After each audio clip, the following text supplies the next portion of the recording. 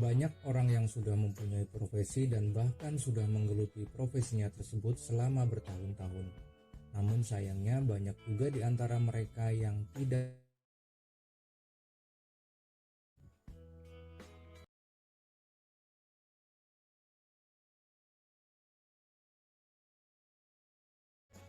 Di video kali ini saya akan menyampaikan materi tentang etika profesi. Materi ini terdapat dalam jurusan. Ya, Assalamualaikum warahmatullahi wabarakatuh. Waalaikumsalam warahmatullahi wabarakatuh. Gimana kabarnya teman-teman hari ini? Sehat? Alhamdulillah Bu, sehat. Walafiat. Alhamdulillah. Dikit banget ini, yang lain mana lagi? Ada kabar? Ada yang sakit, Bu? Siapa? Nggak ada yang izin ke ibu soalnya. Siapa yang sakit asbab?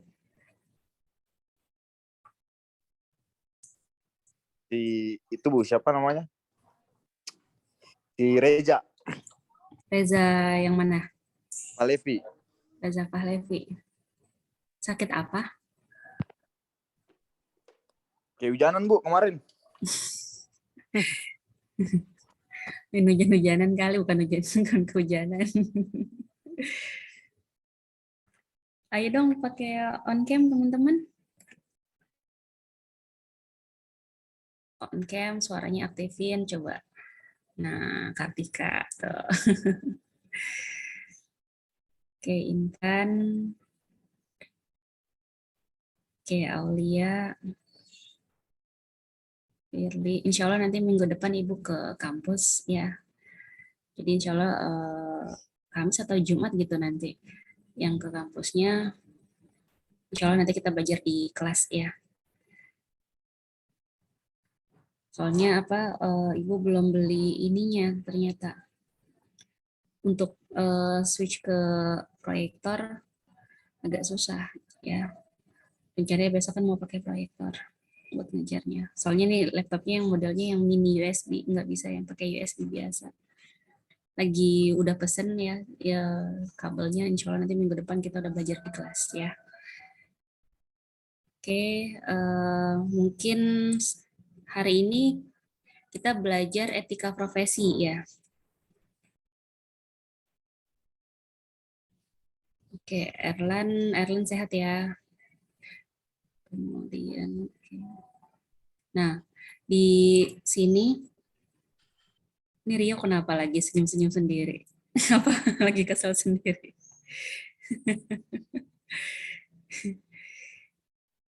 Asbuk lagi di kampus atau di mana? Enggak, Bu. Hari ini lagi nggak ke kampus, Bu. Iya, di musola ada dekat Telkom ya di sana ya. Ya, Allah sehat, alhamdulillah. Di Melati Mas juga ada masjid di sana. Kalau kalian mau Jumatan ya bagi yang Muslim ada masjid. Atau pakai Google aja nanti kan dikasih tahu masjid terdekat di mana. Ya. Oke, hari ini alhamdulillah ya banyak yang join. Kita kelas gabungan ya, SI, TI sama informatika. Alhamdulillah di semester 5 ini kalian nggak ini ya, udah punya 2 angkatan nih ya, alhamdulillah ya. Udah semester 5, insya Allah dikit lagi KKN atau istilahnya bisa juga disebut KKP ya, kuliah kerja nyata. Nanti penempatannya kalian boleh cari sendiri atau nanti kita tentuin ya. Oke, udah siap buat KKN? Udah. Siap, Bu. Udah.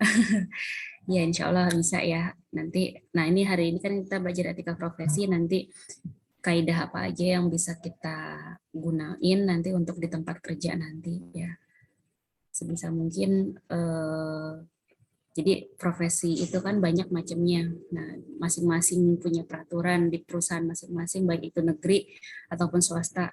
Nah, kalian nanti diminta untuk bisa beradaptasi di tempat yang baru untuk bekerja gitu kan ya. Nah, bekalnya dari kuliah ini gitu. Nah, walaupun memang kelihatannya teori Bu, teori. Nanti juga pasti ngerasain ya gimana kerja di lapangan, gimana siap mental kalian siap materi kalian dan lain-lain gitu ya. Oke. Sebelum itu kita lihat dulu video satu ya. Video satu ini kalian bisa serap. Ini saya ini dulu ya.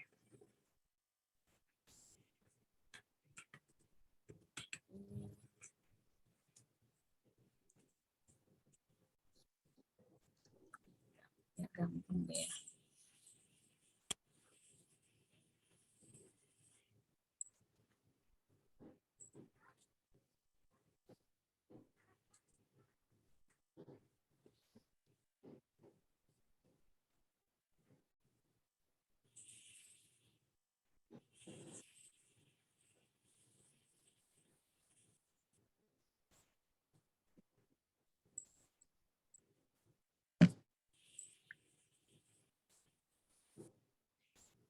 Oke, ini untuk sekilas cuplikan video untuk teman-teman.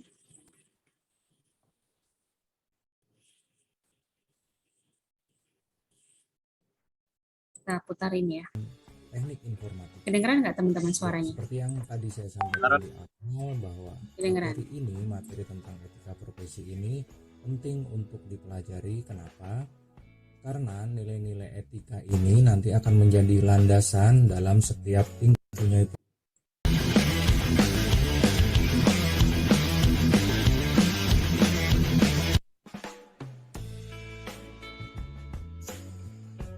Banyak orang yang sudah mempunyai profesi dan bahkan sudah menggeluti profesinya tersebut selama bertahun-tahun.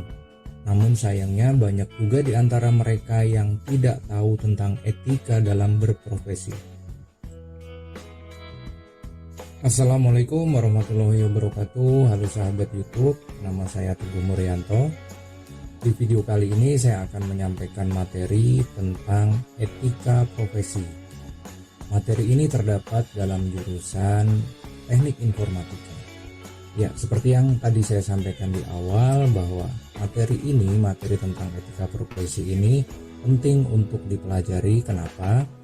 Karena nilai-nilai etika ini nanti akan menjadi landasan dalam setiap tingkah laku kita dalam berprofesi. Sebelum kita sama-sama belajar tentang etika profesi, mari kita berteman dengan cara tekan tombol subscribe. Etika adalah refleksi dari apa yang disebut dengan self-control. Perkataan etika itu identik dengan perkataan moral, karena moral menyangkut akhlak manusia.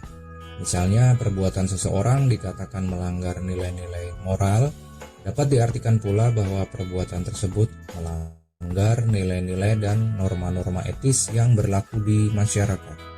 Menurut Bertens, fungsi etika adalah yang pertama, kata etika bisa dipakai dalam arti nilai-nilai dan norma-norma moral yang menjadi pegangan bagi seseorang atau suatu kelompok masyarakat dalam mengatur perilakunya.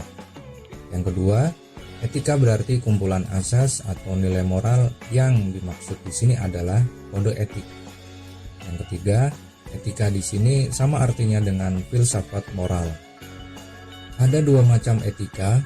Yang pertama etika deskriptif, yaitu etika yang berusaha meneropong secara kritis dan rasional sikap dan perilaku manusia dan apa yang dikejar oleh manusia dalam hidup ini sebagai sesuatu yang bernilai. Etika deskriptif memberikan fakta sebagai dasar untuk mengambil keputusan tentang perilaku atau sikap yang mau diambil. Yang kedua, ada etika normatif, yaitu etika yang mengajarkan berbagai sikap dan pola perilaku ideal yang seharusnya dimiliki oleh manusia dalam kehidupan sehari-hari. Etika normatif juga memberi penilaian sekaligus memberi norma sebagai dasar dan kerangka tindakan yang akan dilakukan. Etika dibagi menjadi dua lagi, yaitu etika umum dan etika khusus. Etika umum membahas prinsip-prinsip moral dasar, sedangkan etika khusus menerapkan prinsip-prinsip dasar pada masing-masing bidang kehidupan manusia. Etika khusus dibagi menjadi dua, yaitu yang pertama ada etika individual yang menyangkut kewajiban dan sikap manusia terhadap dirinya sendiri. Yang kedua ada etika sosial, yaitu mengenai sikap dan kewajiban serta pola perilaku manusia sebagai anggota masyarakat. Etika sosial meliputi banyak bidang, diantaranya sikap terhadap sesama, etika berkeluarga, etika profesi, etika berpolitik, ada juga etika lingkungan, dan juga etika ideologi. Menurut Frans Magnus Suseno, profesi itu harus dibedakan dalam dua jenis, yaitu profesi pada umumnya dan profesi luhur.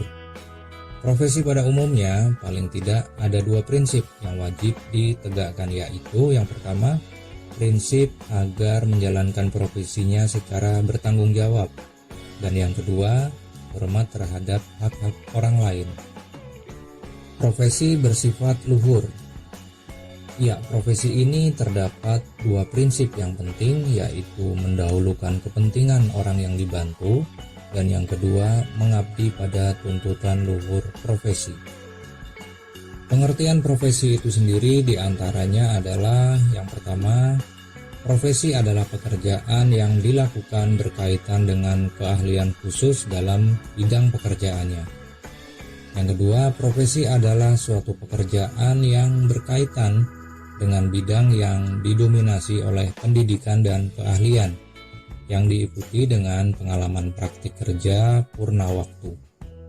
Profesi biasanya ada izin khusus dari instansi yang berwenang untuk menjalankan profesinya. Kemudian, profesi biasanya terorganisir dalam suatu induk organisasi sebagai pengawasnya. Seorang yang profesional dituntut untuk memiliki yang pertama ada pengetahuan, kemudian ada penerapan keahlian, kemudian ada tanggung jawab sosial, ada juga pengendalian diri, dan etika bermasyarakat sesuai profesinya.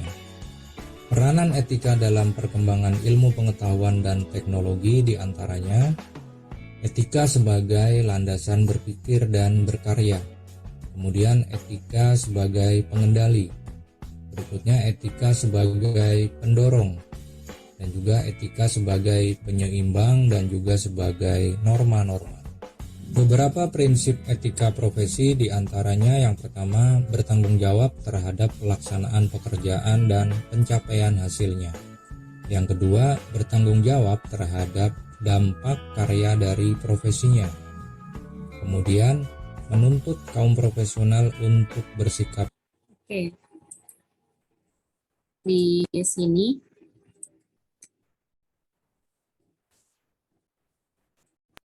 jadi memang etika profesi itu macam-macamnya banyak ya, ada etika pendidikan, etika moral. Nah, kalau untuk orang yang bekerja itu biasanya kita sebutnya belajar tentang etika profesi. Nah, profesi ini kan banyak ya macamnya ya. Mulai dari bidang IT, kemudian bidang pemerintahan ya. Kemudian ada keuangan, ada profesi untuk kedokteran ya, kode etik dokter dan lain-lain. Nah, jadi memang setiap profesi itu punya undang-undang etika profesinya masing-masing ya. Itu yang kita wajib tahu. Nah, di sini sebelum kita lebih jauh, kita coba lihat dulu, nanti Ibu akan kasih gambaran situs mana aja yang bisa memberikan sertifikasi profesi kalian. Ya, biasanya ada namanya LSP ya. Dia lembaga yang bisa menyajikan untuk sertifikasi profesi apa yang mau kalian geluti nanti. Jadi ada gelar tambahan tapi itu gelar profesi dan itu bisa diakui di tempat kerja kalian. Gitu ya. Nah, ini untuk pertemuan pertama. Kalau untuk etika profesi di saya absensi saya ambil besar ya, 30%. Jadi diharapkan teman-teman bisa mengikuti perkuliahan dengan baik ya, nggak ada izin-izinan, izin mungkin ya 1-2 kali boleh lah gitu ya. Kita coba untuk mulai lebih disiplin lagi ya. Kalau memang sakit bilang sakit, kalau memang izin bilang izin ya, kalau memang bisa perkuliahan bisa silahkan ikuti. Kemudian tugas di sini Ibu ambil 30%. Ya, cukup besar juga. Kalau untuk UTS sama UAS Ibu ambil lebih kecil ya untuk semester ini, yaitu sebesar 20% ya, baik UTS maupun UAS. Nah, mungkin nanti kita janji ya untuk ketika nanti masuk ke kelas, misalkan keterlambatannya berapa menit. Nanti kita sepakati, kalau Ibu usul 15 menit ya. Insya Allah nanti 15-30 menit itu pun udah lama banget ya kalau 30 menit. 15 menit lah kita usahain untuk sampai di kelas gitu ya. Mungkin itu. Biasakan nanti karena kita belajar pelan-pelan untuk attitude ya, ketika kita di area kampus kita menggunakan pakaian yang jangan kaos ya, tapi usahain kalau ada kita pakai kemeja yang berkerah ya. Kalau perempuan yang jilbab atau yang nggak berjilbab bisa rambutnya rapi ya, kayak gitu. Jadi kita belajar rapi dari sekarang, kemudian coba untuk ikut perkuliahan nanti usahain fresh ya. Jangan ya pelan-pelan nanti kita belajar public speaking juga ya, nanti di kelas ada latihannya nanti di kelas ya. Mungkin yang di luar kota nanti bisa mengikuti juga diperagakan dari kamar atau dari rumah ya. Mungkin itu. Oke. Kemudian gimana? Sepakat nggak kalau peraturan tadi? Bisa ya, insya Allah ya. Bisa ya. Oke. Nah, kemudian kita next.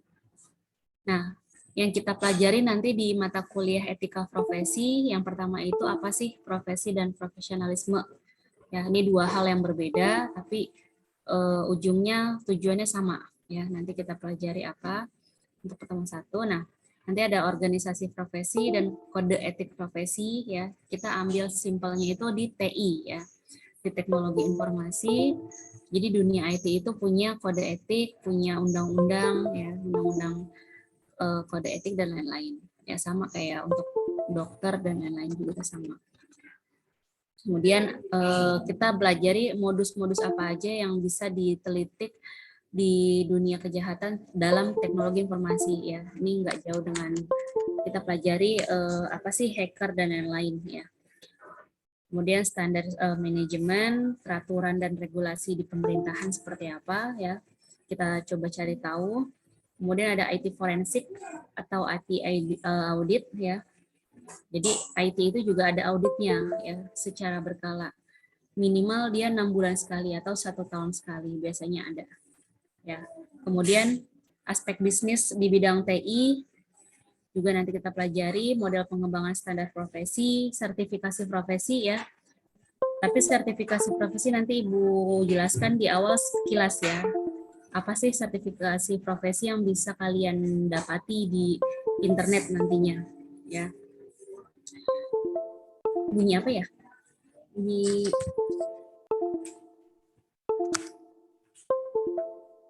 teman-teman ini enggak? Kedengeran nggak kayak bunyi plugin? Hah? Kedengeran ya? Punya siapa?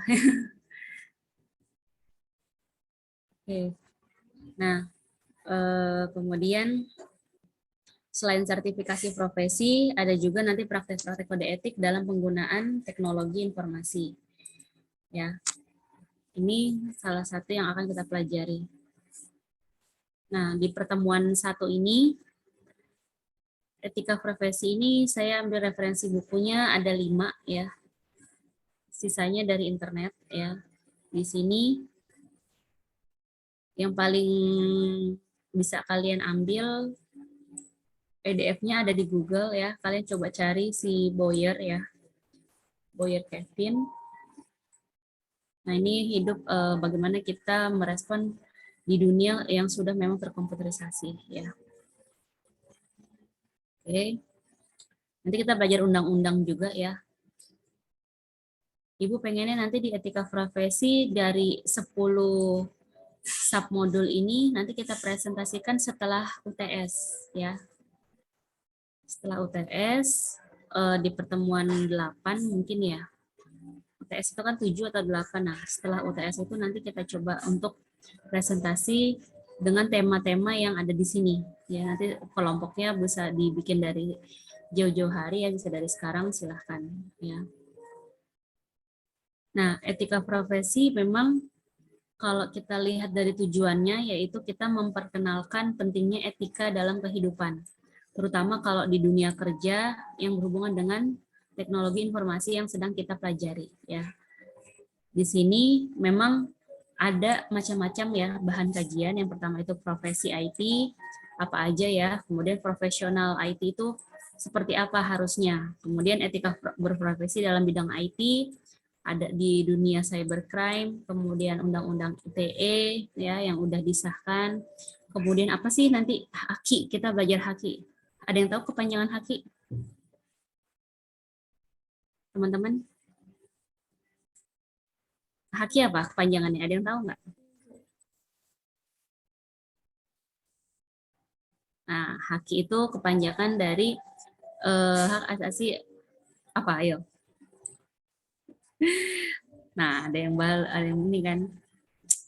Nah, hak itu hak kekayaan intelektual. Jadi ada daftar nanti bisa paten, bisa hak cipta ya. Hak KI atau haki kita sebutnya itu ada dua, ada hak paten sama hak cipta. Mungkin teman-teman yang suka bikin lagu, bikin yang pengen jadi pencipta lagu itu bisa didaftarin hak ciptanya. Ya, bayarnya pun nanti ke Kemenkumham ya, ke orang haknya itu bervariatif harganya ya. Kalau hak paten biasanya di atas 10 juta. Tapi kalau hak cipta itu 5 jutaan atau 2 jutaan itu udah bisa ya. Tergantung ininya sih mau berapa tahun itu jangkanya bisa dipatenkan atau di hak ciptanya itu bisa dijalani gitu. Nanti kita belajar tentang hak cipta ya. Jadi kalian yang punya punya program, punya temuan baru yang orang lain nggak boleh kopas ya. Jadi kalau misalnya ada apa-apa, kalian yang diutamakan gitu ya. Karena kalian yang menemukan gitu ya. Kita belajar tentang haki ya. Kemudian kita nanti belajar bagaimana mendirikan badan usaha IT. Nanti kita praktek aja ini ya. Jadi ada yang mau bikin PT, nanti websitenya pakai apa, nanti di situ ya kita pelajari insya Allah. Sama dunia sertifikasi ya, tadi ya di sertifikasi profesi nanti seperti apa. Nah, etika itu berasal dari kata etos ya, dia berasal dari bahasa Yunani yang berarti memang karakter, watak, kesusilaan atau adat ya. Etik ya. Di sini berkaitan dengan konsep yang dimiliki oleh individu ataupun kelompok untuk menilai apakah tindakan-tindakan yang telah dikerjakan itu bisa dikatakan benar atau salah ya. Atau bisa dikatakan ini baik atau buruk gitu ya. Itu di garis besar di sini ya. Jadi seseorang itu bisa menimbang ya, bisa mempertimbangkan perilaku dia, perilaku orang lain ya. Seperti apa ya, dia bisa menilai dari etika seseorang, dari etika dia sendiri. Dia bisa menilai kayaknya nggak bener deh, ini kayaknya ada yang salah deh gitu kan, ini kayaknya nggak harusnya kayak gini gitu. Nah, itu bisa katakan bisa dinilai ya dari cara sudut pandang kita ke orang lain atau orang lain ke kita gitu ya. Etika memberikan semacam standar yang mengatur bagaimana seharusnya seseorang melakukan suatu tindakan. Jadi kan ditanya ya, oh dia nggak punya etika, pernah kan dengar istilah gitu ya? Oh dia nggak punya attitude, dia nggak punya kesopanan, norma kesopanan dan lain-lain. Dia nggak bisa menjalani tanggung jawabnya, misalkan kondisinya padahal nggak urgent dan lain-lain gitu misalkan ya. Nah kita lihat, jadi ada teknik-teknik kita mempelajari etika itu yang bisa dikatakan kepantasannya iya atau kepantasannya tidak gitu ya. Nah katakan kalau misalnya etika yang baik itu memang yang bisa mendatangkan berkah, rahmat ya. Perasaan senang atau bahagia itu dikatakan etika yang baik. Yang merasakannya siapa? Yang merasakan ya kita sendiri, yang merasakan juga orang lain. Ya. Oh si dia etikanya bagus ya, datang selalu jam 8 pagi ya, padahal perkuliahannya masih jam 10. Nah, berarti dia etikanya menghargai waktu ya, menghargai kondisinya, menghargai sekitarnya, bahwa oh daripada nanti saya kena macet, telat ya, terlambat datang ke kelas, saya malu, saya datang terakhir, mendingan saya datang lebih awal. Nah, dia berarti punya etika yang baik untuk mengikuti perkuliahan di awal waktu, misalkan gitu ya sederhananya. Atau kalian nanti sudah suatu saat nanti bekerja, nah kalian dilihat oleh HRD, oleh atasan, oh ini jam absensinya kok telat terus ya, gitu. Ada apa nih? Apa rumahnya jauh? Apa memang dia nggak betah di kerjaan? Atau misalnya dia lagi ada masalah di luar kantor? Nah, etika kita nanti akan dilihat ya. Oh dia suka telat terus, misalkan. Oh dia cocok nih dikasih SP1 atau dikasih peringatan untuk verbal dulu deh di awal sebelum dapat SP1, misalkan gitu. Ya. Kalau buruk kebalikannya ya, segala sesuatu yang memang tercela ya, perbuatan buruk yang berarti perbuatan yang bertentangan dengan norma-norma masyarakat yang berlaku di sekitarnya gitu ya. Nah, etika ini kita punya kegunaan, katakan sini ada 4 poin ya. Yang pertama, kita bisa mengambil sikap yang wajar dalam suasana perbedaan. Biasanya kalau dalam suatu perusahaan ya, apalagi di dunia IT, itu suasana kantor, suasana orang-orangnya ya yang berkumpul di dalam suatu organisasi tersebut biasanya kan dari background yang berbeda-beda ya. Otomatis dari cara mereka berkelompok pun mereka sesuai dengan misalkan kelompok tim, katakan oh ini tim orang yang dari Sulawesi, oh ini dari Pulau Jawa, oh ini dari Sumatera ya, oh ini dari timur misalkan gitu. Tapi kita lihat di dalam bekerja itu nggak melihat seperti itu. Ya kita tunjukkan etika baik kita bahwa kita bisa membaur, kita bisa melebur ke mereka. Ya mau perbedaan apapun ya tujuannya sama-sama bekerja di tempat kantor yang kita mencari rezeki di sana, menjemput rezeki di sana. Gitu, ya kayak gitu. Jadi kalaupun ada perbedaan ya sebisa mungkin bisa menahan emosi ya, menahan emosi bahwa oh pendapat dia kayaknya nggak baik, pendapat saya yang lebih baik. Nah itu nggak boleh kayak gitu. Tetap kalau memang tidak baik kita tunjukkan kewajaran kita bahwa ada loh ini alternatif yang lebih baik. Ya bisa nggak diterima saran saya. Nah dari cara komunikasi yang sehat itu pun nanti jadi punya suasana kerja pun yang enak gitu ya. Teman-temannya pun humble jadinya ke kita. Gitu. Itu salah satunya. Kemudian memahami adanya perbedaan ya. Di sini ya tadi ya, misalnya contohnya ada suku, budaya, agama, prinsip. Kalau kita di dunia kerja ya memang udah nggak lihat dari dia orang mana, dia dari suku apa, ya agamanya apa, dia punya prinsip kepercayaannya seperti apa, nggak dilihat dari situ, ya. Ya semuanya melebur gitu, semuanya bisa membaur, asal memang saling menghormati, saling ada menghargai di dalamnya, gitu. Ya. Kemudian poin ketiga bisa atau mampu menyesuaikan dengan dampak modernisasi yang membawa perubahan yang berbeda. Nah, kalau dunia IT di kantor-kantor ya di luar sana, biasanya dampak modern ini contohnya banyak ya. Biasanya kan kita dulu identik dengan kantor yang klasik ya, yang tradisional, yang benar-benar kaku lah dari cara kita datang, dari cara penyusunan kursi, meja, orang-orangnya, ya kebanyakan orang-orang sepuh kalau dulu ya. Kalau sekarang kan udah banyak bergeser ya, pergeseran seiring waktu, modernisasi ini jalan terus, mulai dari kantor yang sehat itu seperti mengadopsi dari luar negeri ya, kayak kantor Google, kantor yang sifatnya mendukung atau mensupport penghijauan di kantor ya, dibanyakin pohon-pohon, dibanyakin taman dan lain-lain. Itu pun kita dilihat nanti etikanya, oh dia bisa nggak ya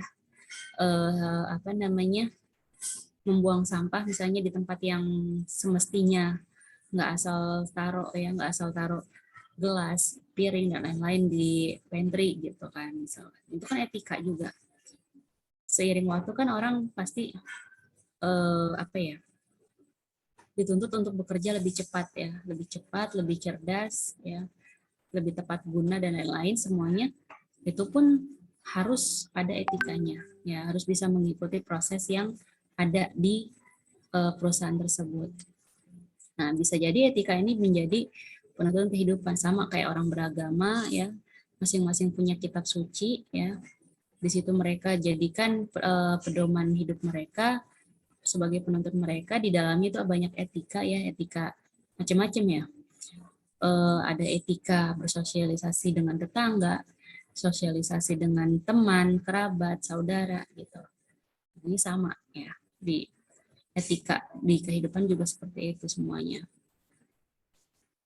Oke.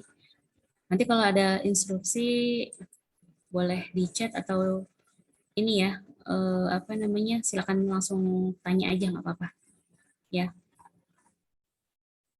Oke, masih lanjut? Masih bisa dilanjut teman-teman?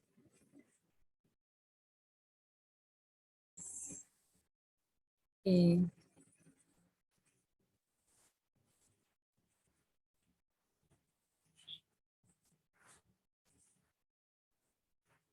Nah, prinsip etika di sini punya beberapa ya. Sebentar, saya mau bersihin bentar. Maaf.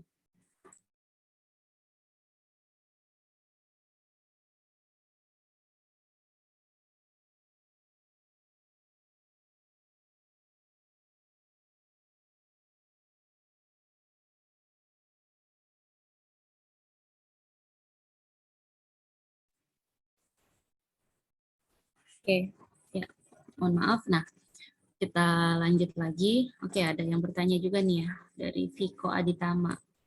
Viko Aditama semester 1 ya? Iya, benar nggak? Iya.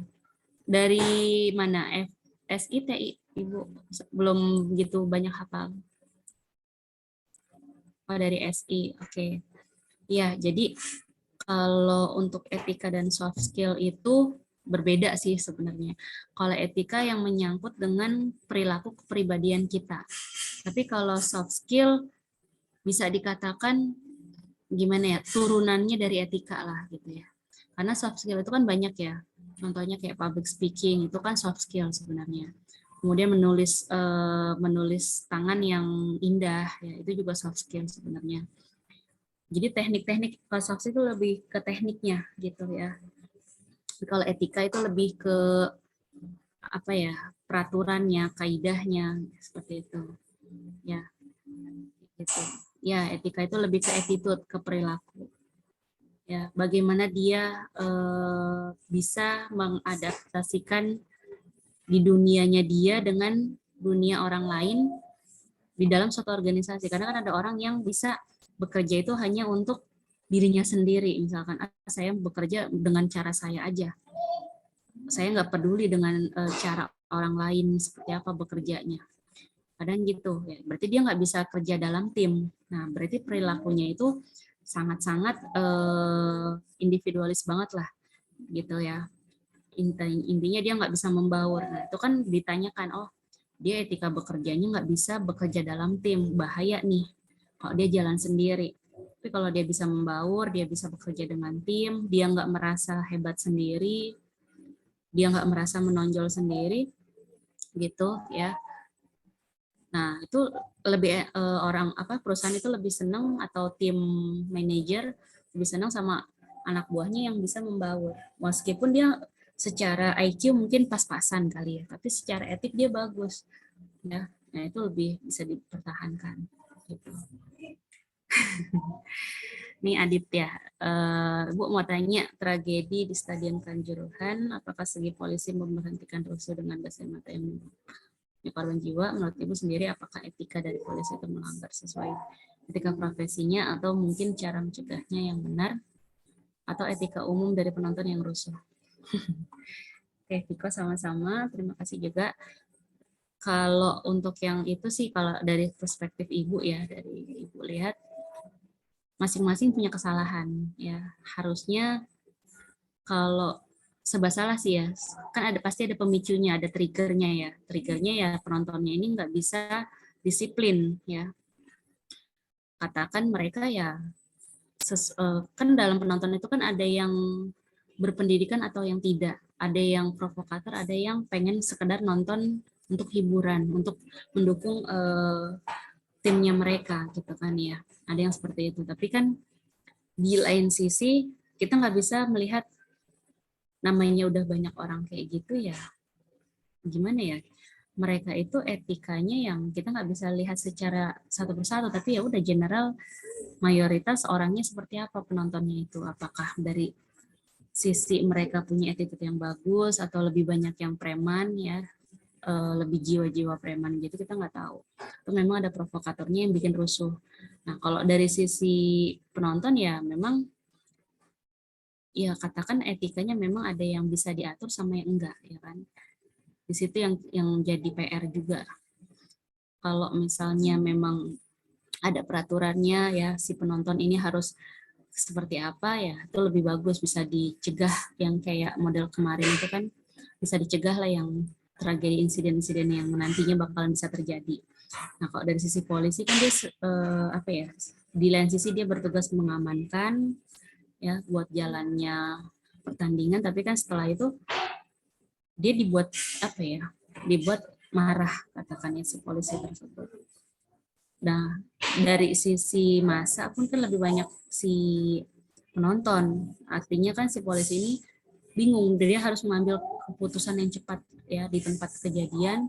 Pasti kan polisi punya apa ya, nggak langsung tembak gas air mata juga gitu kan, pastinya dia ada leadernya, ada apa namanya, ada head polisinya yang memang menyuruh untuk ya udah nih, udah waktunya kita kasih gas air mata karena nggak bisa diatur lagi ya, ini masa, ini si penonton udah nggak bisa diatur, cara satu-satunya untuk membentengi diri ya mereka pakai gas air mata. Memang sih kalau dari sisi sipil mereka melukai ya, polisi ini melukai sipil, tapi kan serba salah ya, namanya udah peraturannya pun salah ya, etikanya dalam menonton kan juga berbeda. Kalau nggak salah itu kan kapasitas stadionnya misalkan ada cuman 30.000, tapi ternyata tiket yang dijual itu melebihi 40.000 katanya ya. Makanya dari situ pun itu udah salah juga di awal. Nah itu etikanya kemana, si panitianya melihatnya seperti apa, kok bisa terjual bebas tiket-tiketnya itu sampai melebihi kuota yang ada di stadion gitu ya, kayak gitu. Jadi masing-masing ya harus bisa berkaca sih etikanya, mungkin dari sisi peraturan, dari panitia sepak bolanya biasanya yang menjual tiketnya itu pun bisa harus dibatasi, itu juga salah gitu. Banyak faktor sih kalau dilihat ya gitu. Karena Indonesia kebanyakan kalau nonton bola itu selalu kalau jual tiket itu melebihi dari kuota kapasitas yang ada di stadion, selalu deh kalau kita lihat ya di luar pandemi. Karena saya pun pernah kondisi nonton di GBK ya, itu pun fasilitasnya banyak yang rusak, banyak yang nggak inilah, nggak layak gitu kan ya, udah tua juga stadionnya kan. Itu tahun 2018 masih waktu itu, padahal malam-malam ya kita nonton, ternyata ya itu banyak banget yang di luar kendali memang. Makanya saya sekali-kalinya itu ikut pertandingan, ikut menonton bola ya di U17 waktu itu. Adik saya kebetulan waktu itu kan main ya. Nah, saya lihat di situ benar-benar antusiasnya ketika udah di lapangan berbeda sama orang yang nonton di TV. Ya itu ya, jadi harusnya ada edukasi juga buat orang-orang yang nonton tuh nanti harusnya kayak gimana. Gitu ya. Oke, kita lanjut lagi ya. Nah, prinsip di sini ya, prinsip etikanya ada macam-macam. Di sini ada prinsip keindahan ya, kemudian prinsip persamaan, kebaikan, keadilan, kebebasan, sama kebenaran ya. Nah, ini prinsip-prinsipnya, nanti untuk redaksinya bisa dibaca dulu teman-teman. Nanti saya jelasin. Nah, yang tadi ya, jadi etika itu ada dua. Satu itu etika deskriptif, yang kedua itu normatif. Ya, kalau deskriptif berarti mengenai fakta-fakta, jadi penjabarannya dari pola perilaku yang terjadi di masyarakat, yang sudah mengakar ya, membudaya di masyarakat. Kemudian berkaitan dengan mengambil keputusan. Jadi memang beda, kalau normatif itu sifatnya yang norma yang berlaku di tempat tersebut ya. Etikanya ya, kita dalam menghimbau bagaimana harus bertindak ya. Katakan kalau kita ke daerah, katakan di daerah Lebak ya. Bukan Lebak sih. Mana tuh yang suku yang di Banten? Apa deh? Ya, suku Baduy. Di sana itu kita bisa membedakan etika deskriptif apa normatif. Kalau normatif berarti kan kita memang menghargai menghargai norma-norma yang terjadi di sana. Kan kalau di sana banyak peraturan ya katanya ya. Jadi ada suku Baduy dalam sama suku Baduy luar.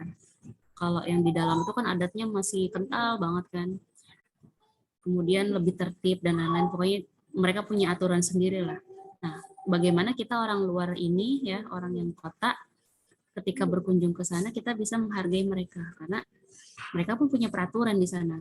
Ketika kita sudah ada di sana, peraturan yang kita punya itu nggak berlaku. Peraturan mereka lah yang berlaku ya. Orang-orang suku Baduy tersebut.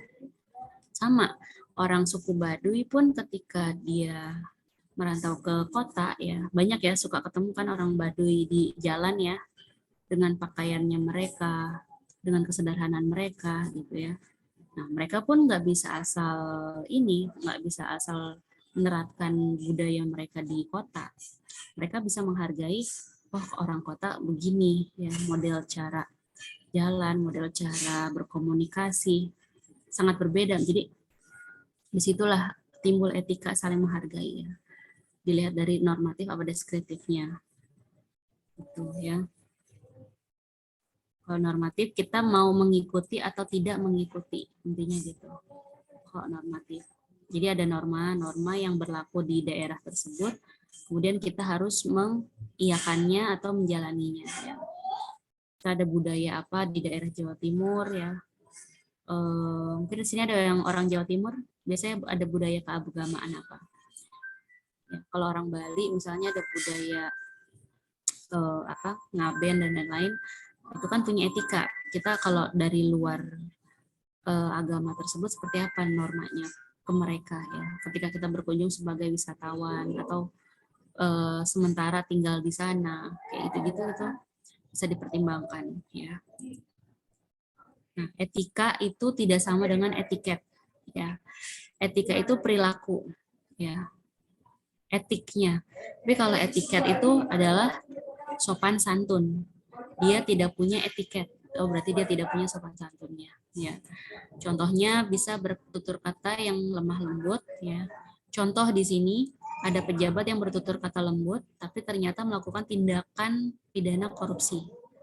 Pejabat itu beretiket baik memang, secara perkataan sopan santunnya punya, ya, beretiket baik karena tutur katanya lembut, tapi tidak punya etika. Ya. Etikanya itu perilaku dia korupsi ternyata. Secara lisan dia baik ke semua orang, lemah lembut, bisa mengambil hati orang lain, gitu. Tapi secara etika dia korupsi, diam-diam dia mengambil uang negara, diam-diam dia KKN, ya, melakukan KKN. Nah seperti itu. Beda ya, bisa bedain nggak antara etika sama etiket?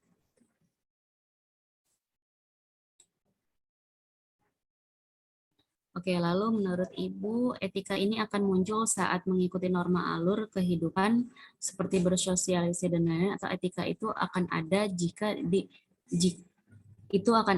introspeksi diri terlebih dahulu. baiknya kalau etika yang baik itu kita udah tanamkan diri di awal. Jangan mengikuti ketika kita mau bersosialisasi ke orang. Jadi etika terhadap diri sendiri pun itu ada ya. Kita etikanya contohnya misalnya kalau untuk etika diri sendiri, misal ya kita olahraga rajin ya. Di situ kalau olahraga rajin kan otomatis badan kita sehat, tapi kalau kita nggak peduli sama badan kita, ya nggak peduli dengan makanan yang kita makan, asupan makan, pola makan kita berantakan, ya di situ etika terhadap diri sendiri, tanggung jawab terhadap diri sendiri kita ya buruk gitu ya, kayak gitu. Itu salah satunya. Jadi memang kalau bisa jangan nunggu kesalahan dulu baru introspeksi, tapi tanamkan etika baik itu ya di awal diri kita sebelum kita bersosialisasi ke orang lain gitu ya, kayak gitu. Oke, kita coba next. Nah, kalau etika itu kan tadi berasal dari bahasa Yunani ya, artinya dari kata ethos yang artinya watak, karakter, adat, kebiasaan, perilaku ya. Kemudian yang bisa menyangkut suatu perbuatan boleh atau tidaknya, benar atau salah ya, gitu. Itu berlaku kapan saja ya, mau ada orang atau tidak ada orang, ketika kita mau dilihat orang atau tidak ada CCTV, mau ada CCTV, mau ada orang lain atau tidak, ya itu berlaku ya. Jangan melihat oh saya membuang sampah ada CCTV nih takut ya, nanti takut ditegur gitu. Itu enggak, jangan kayak gitu. Ya tetap kita buang sampah pada tempatnya, melihat sampah ada 1-2 yang memang mungkin nggak begitu berat ya kita bantu buang gitu ya. Melihat sampah di kelas, di kampus, misalnya ada satu botol minuman atau satu cetan ya, ada cetan di situ, oh nih orang lupa buang nih, ya udah buang aja nggak apa-apa. Toh nggak ngerugiin kita juga gitu. Nanti lama-lama kalau itu dibiasain, nanti ketika di tempat kerja kalian udah terbiasa nih melihat sampah kok gerah ya, kok risih ya, udahlah pindahin lah ke tempat yang benar gitu.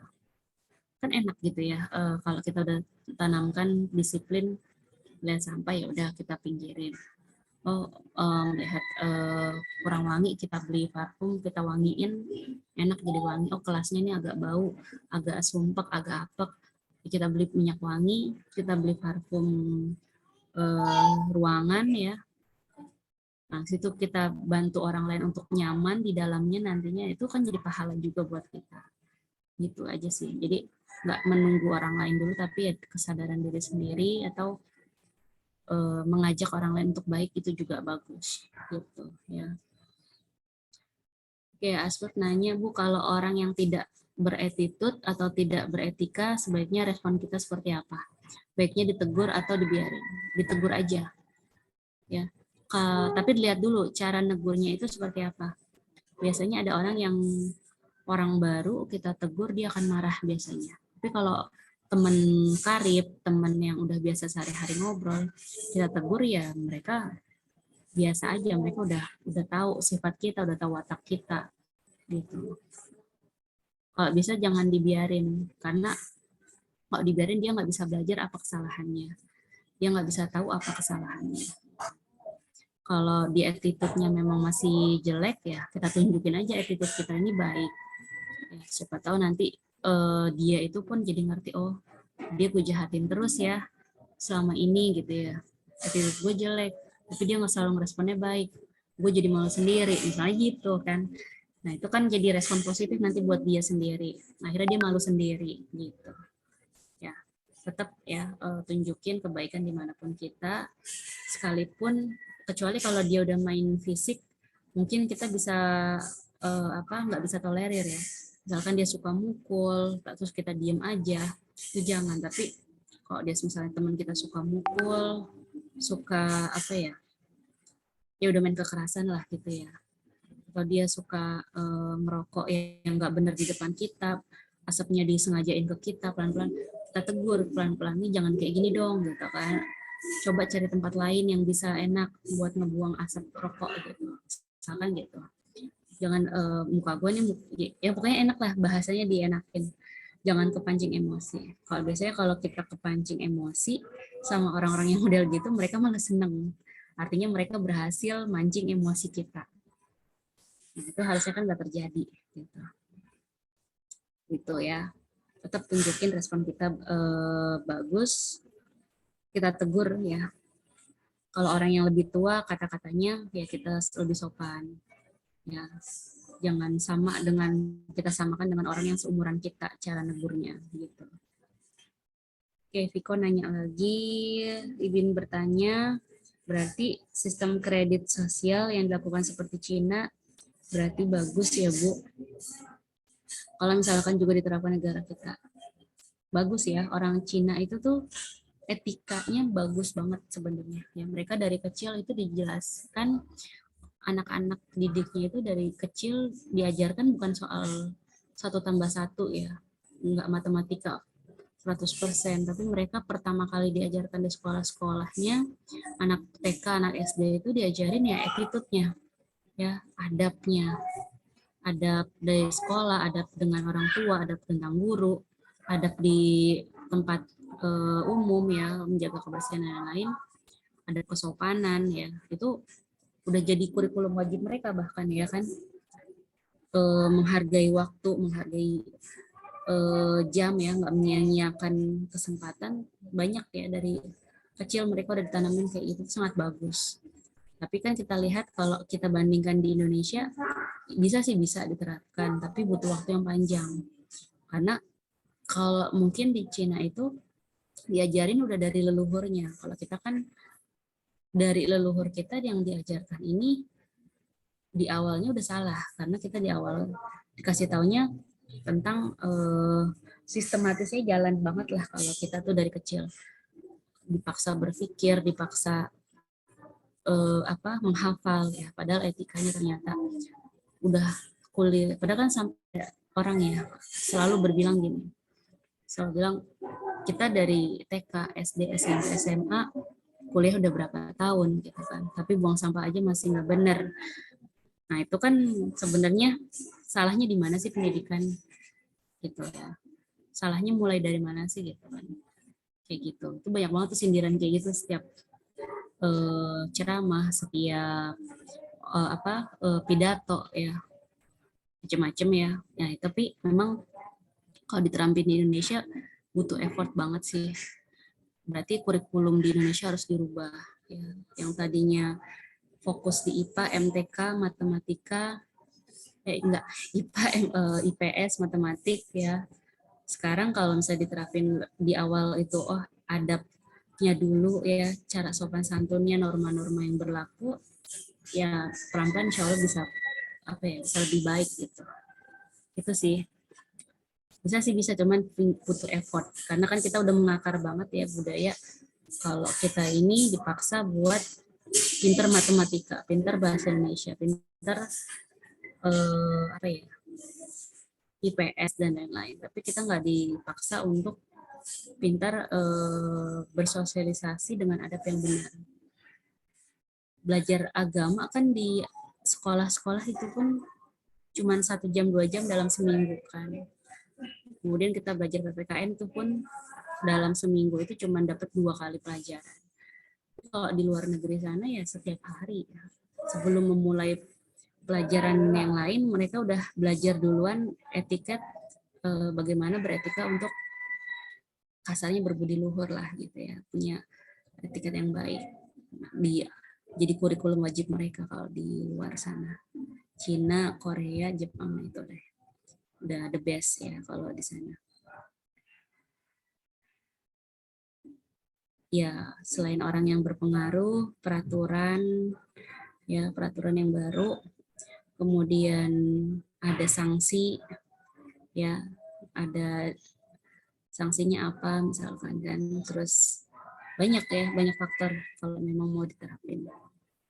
Gitu. Jadi yang bekerja sama pun bukan hanya guru, bukan hanya dosen, tapi semua pihak ya, dari pemerintah, dari orang tua, dari dari sekolah, dari tempat kerja, semuanya harus andil turun tangan lah, gitu. Ya. Nah, ini kalau etika sama ya tadi memandang manusia secara lahir dan batin. Tapi kalau etiket, dia kan kesopanan. Lawannya dia hanya memandang secara lahiriahnya aja. Karena yang dilihatnya itu hanyalah tutur katanya dia bagus apa enggak. Dalam hati kita nggak tahu ya. Secara lisan dia mulutnya manis, tapi dalam hati dia belum tentu. Itulah etiket ya.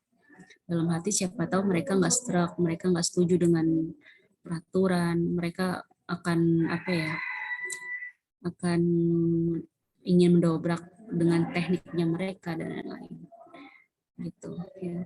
Kalau etiket bahasa Inggris ya dari etik, kalau Prancis itu namanya etiquette ya, yang artinya sopan santun ya, cara memperlakukan sesuatu kepada orang lain ya, berlaku jika ada saksi. Nah kalau etiket ini dilihat lawan bicaranya kita baik ya, terus kita berkata baik padahal dalam hati kita kesal sama dia, nah, itu etiketnya buruk berarti gitu ya.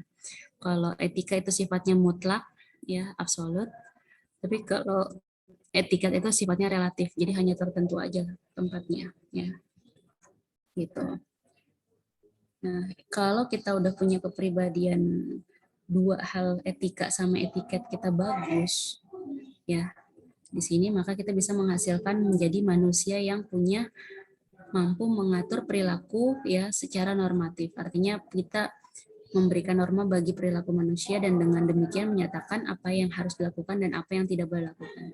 Jadi kita udah bisa membedakan mana yang baik buat kita, mana yang baik buat orang lain, ataupun sebaliknya.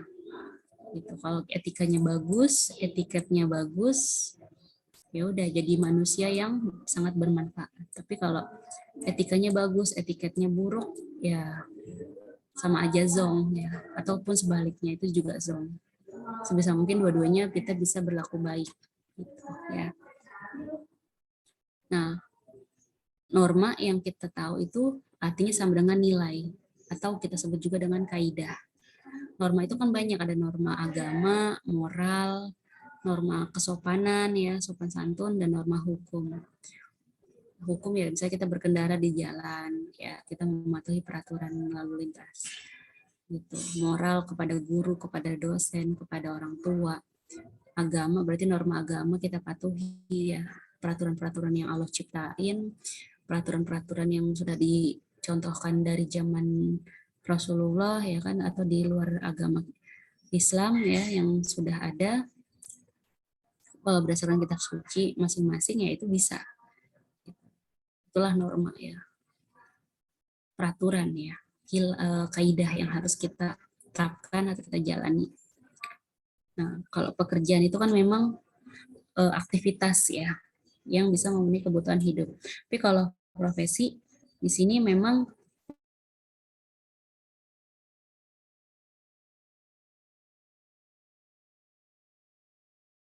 untuk orang itu punya integritas ya. Oh dia punya profesi menjadi dokter. Oh dia punya integritas menolong orang, ya, menolong orang yang sakit.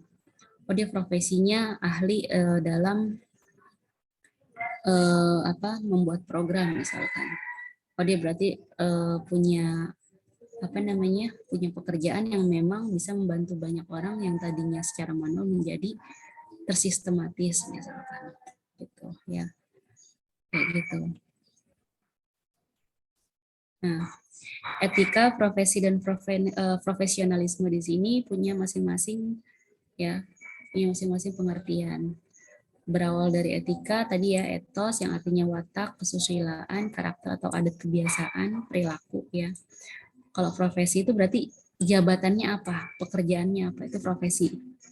Dia berprofesi sebagai dokter. Berarti dia punya jabatan dokter menolong orang sakit. Ya, yang menurut keahlian, dia punya ahli, misalnya ahli penyakit dalam, ahli THT dan lain-lain ya. Dengan punya keterampilan dari pelakunya. Dia belajar, dia sekolah di ilmu kedokteran.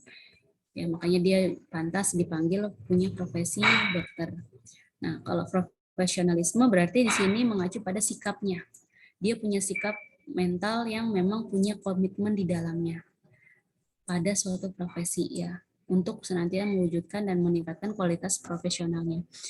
Nah, di sini dia punya komitmen bahwa dia harus profesionalismenya itu jalan, biar dia bisa dikatakan bekerja secara profesional, gitu ya. Oke. Udah, materinya cepet ya. Kita sampai 11:30 kurang aja, mungkin ada yang mau Jumatan kan, siap-siap wudhu sama mungkin makan siang dulu yang bagi muslim ya untuk menjalankan ibadah sholat Jumat. Ada pertanyaan dari teman-teman sejauh ini?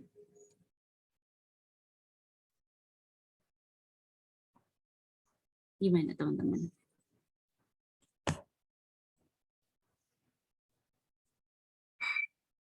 Ada pertanyaan? Oke, cukup ya. Oke,